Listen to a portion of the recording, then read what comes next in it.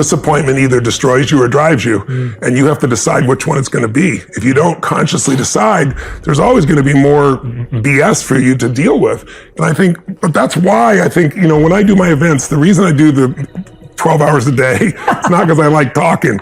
It's just that I can tell you something all day long, or I can get you to build the muscle. Yes. And the build a muscle is by experiencing. And I always tell people, a belief's a poor substitute for an experience. Like, I can have a belief about you, but now I experience you. So I get to know who you are, right? The same thing's true as, like, you have a belief about China, you have a belief about working out. So I try to give people experiences that are so profound.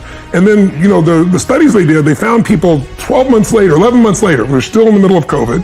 They did my digital seminar, and they measured my body, like the amount of times I jump 1,000 times in a day, and I weigh 282 pounds, and I come down 4 times the body weight, so it's 1,000 pounds times 1,000 pounds of pressure. My lactic acid, if you've ever been with a friend and you're running and you can't talk, the point you can't talk is a level 4 of lactic acid. I'm at an 18 and still speaking. So they decided to do that on my audience. And they found an interesting pattern. This is the same group that works with some of the, Super Bowl champions and some of the Stanley Cup champions and so forth. There's a ratio in the body of testosterone versus cortisol, the stress hormone. And when the ratio is balanced, they call it the championship bloodline or bloodstream. It literally gets you to follow through. So when they did my audience in my live seminar, they found that people literally mirror me all the way through the experience. That's phenomenal. Biochemically. That is phenomenal. But then we did it, because all of a sudden, overnight they said to me, we're going to San Francisco, and the governor of California says you can only have 10 people, and we have 15,000. So I was like, we'll go to Vegas. They'll never shut down Vegas. They shut down Vegas. I was like, okay, we'll do 1,500 movie theaters with 10 people in them. They shut down the movie theaters. Like, okay, we'll go to a church in Houston. I got a buddy, I'll rent his church for 15,000 people. They're not going to keep Costco open and shut down the church. They kept Costco open and shut down the church.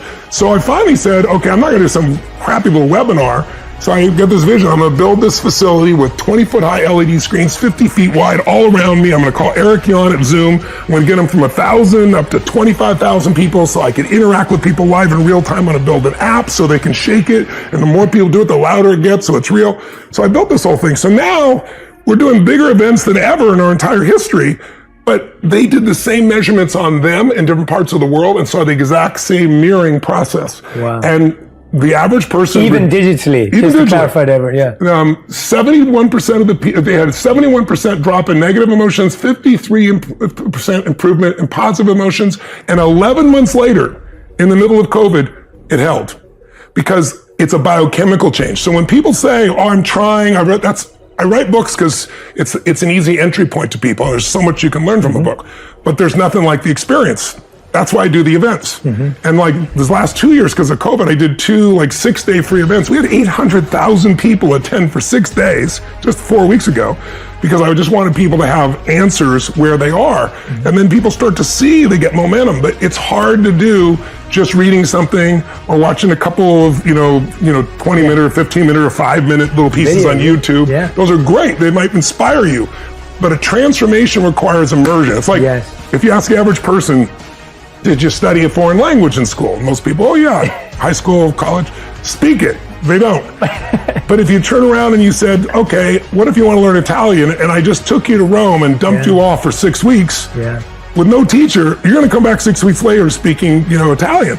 So it's immersion. And if you want to master something, I think that's the thing most people don't do. They read a little bit, they listen a little bit, they dip in and out. They don't go day and night, night and day in total immersion in something that transforms them and also something that makes them push through their fears. Yes. Because in the end, that's the only thing that stops me. Everybody's got a story. I didn't know this person. I don't have the resources. They have all the things they don't have. But if you're resourceful, you can get the money, you can get the time, you can get the energy, you can get anything you want. And you've got to get over your fear to be resourceful. So we do experiences that are so physiologically profound that those fears do not stop you anymore. And that's how we get people to get, 10 years later, they're still transformed from an experience that was one weekend. First of all, if you're concerned about COVID, according to CDC, and I have this in my new book, the number one, issue besides age, obviously, the number one piece is being overweight, right? Or obese. That is number one. And just this week, CNN, New York Times, for the first time, 2 years later, are coming and saying, you can reduce your risk if you take care of your body, right? Do you know what number 2 is, according to the CDC? Fear. Because when you get fearful, it changes your breathing, your body temperature, your tension in your body. All these things can create a trigger of reactions, hormones in your body that make you crazy. So when I say fear is physical, here's what I mean. Fear is physical, by the way, so is courage. Emotions are physical.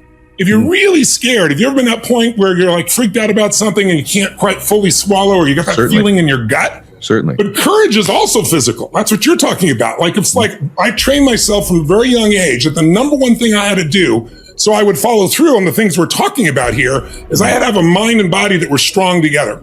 That every day I was going to do something to strengthen my body, even if it was just 10 minutes or 15 minutes. Something was going to shift me physiologically to do that. And so I get scared or I get frustrated and I go on a run, I go on a sprint, and I wasn't in shape, didn't matter. I pushed myself beyond what I was comfortable with. I go lift weights and I pushed beyond what I was comfortable with. And when you do that, everything in your nervous system changes. Because all of a sudden, when you face something and you push beyond the comfort zone, you get stronger and stronger. Even a little bit each day changes things. So think about it. Courage, you're not afraid. Because there'd be no need for courage. Courage is you're scared shitless, but you do it anyway. Yeah. And so training your body, and you and I both do this, right? We train intensely because we know this is the resource through which my mind's going to try to make decisions. And then the second thing is every day you got to feed your brain, your mind, because if you don't, crap is going in there automatically. We all know that, right? Yeah. I mean, today it's chasing you because we all know, the news knows, they're not bad people, they're good people. They're just doing their job. Their job is make sure they make as much money for their shareholders. And they know one formula works. And it's pretty obvious these last 2 years more than ever. If it bleeds, it leads. If it produces fear, more people watch. It's because we all have a 2 million-year-old brain that's always looking for what's wrong, what can hurt us. But your 2 million-year-old brain's not going to make you happy, right? Yeah. You have to take control of that 2 million-year-old brain and start to direct consciously what you want your life to be. So changing your body radically by a workout, by a run, by a push, by whatever you're going to do, shifting by feeding your brain every single day, and then making sure every day you're taking some form of action towards a compelling future. Like, what am I going to make better? If you have nothing to look forward to, you're going to be pissed off, you're going to be frustrated, you're going to be depressed, you're going to be overwhelmed. And in those emotional states, even though you're a smart person and you know lots of things, you won't use anything you know. So to me, the leverage to changing somebody's life is always starting with the human body. If I started to speak to you and I spoke more at this tempo, and I said, yeah, Ed, I really think people should get their act together and make this their best year ever, right? I feel terrible in my body. Now, I'm not saying everybody needs to talk fast or loud like me. That's my own physiology, but it's kind of trained. But everyone has different gears. And when you're low gears, like you can be in a great relationship, somebody you totally love, and you're both in a great physical state, emotional state, everything's great. You both get a little low from taking the kids to 20 soccer practices and cash flow problems in the business and all that stuff. And all of a sudden, same love doesn't feel like the same love. You still love each other, but it doesn't come across. And if you're both stressed out, then it creates problems in the relationship. So the most important factor in your life is the ability to manage your mental, emotional state. It is the one thing you have complete control of once you learn how.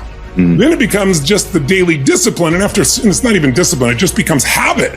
To say, I'm not going to live in this lousy pace. I'm not going to put up with it. I know what to do. Let me do it. Let me move forward. But that's why, I do programs and events where I immerse people. Yeah. Because, you and I can talk about this for a few minutes, kind of nod your head. But if I put you in an experience, correct. I always tell people a belief is a poor substitute for an experience. You can have a belief about China. I take you to China, you're going to have an experience. It's very different. So true. And so I think human beings need to put themselves more in experiences. A lot of us today, especially with COVID, being stuck at home and doing business from home, a lot of people are stuck in their head. Yeah. I tell people, get in your head, you're dead. You'll just go in circles. Get in your head. You got to get that body and that energy moving, and then your head will start to work as well.